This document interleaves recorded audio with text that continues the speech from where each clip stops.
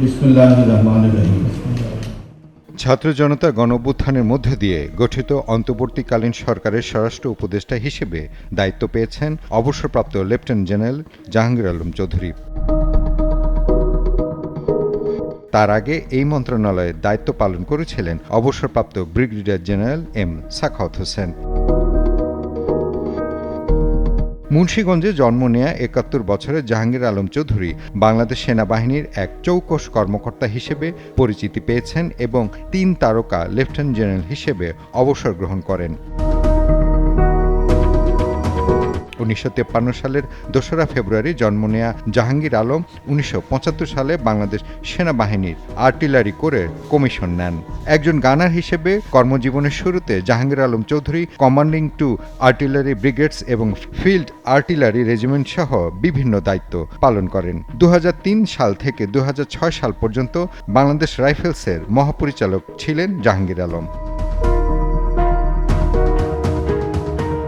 তৎকালীন বাংলাদেশ রাইফেলসের মহাপরিচালক হিসেবে সফলভাবে দায়িত্ব পালনের পর জাহাঙ্গীর আলম চৌধুরী সেনাবাহিনীর প্রিন্সিপাল স্টাফ অফিসার হিসেবে নিয়োগ পান।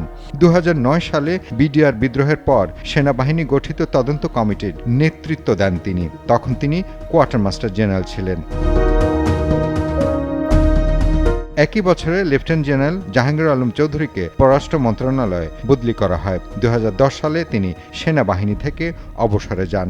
আলোচিত 1-11-এর সময় বঙ্গভবনে গিয়ে তৎকালীন রাষ্ট্রপতিকে জরুরি অবস্থা ঘোষণার আহ্বান জানানোর কৃতিত্বটাও তাকে দেয়া হয়।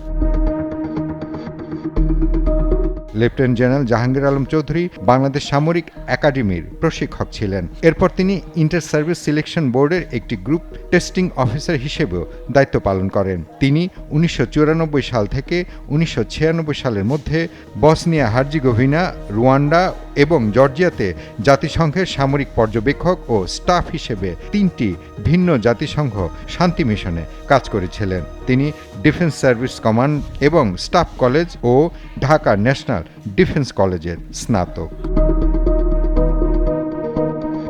মহিম মিজান, ৭১, ঢাকা।